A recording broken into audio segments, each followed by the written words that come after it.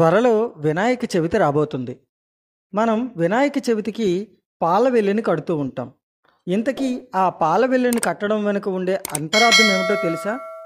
ఈరోజు ఈ వీడియోలో వినాయకునికి పాల వెల్లి ఎందుకు కడతారు అనేది తెలుసుకునే ప్రయత్నం చేద్దాం.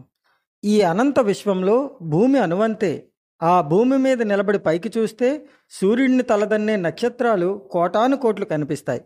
ఒక పాల సముద్రాన్నే తలపిస్తాయి.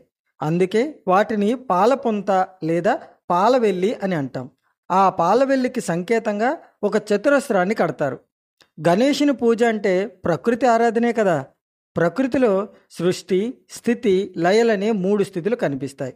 గణేషుని పూజలో ఈ 3 స్థితులకు ప్రత్యేకలని గమనించవచ్చు.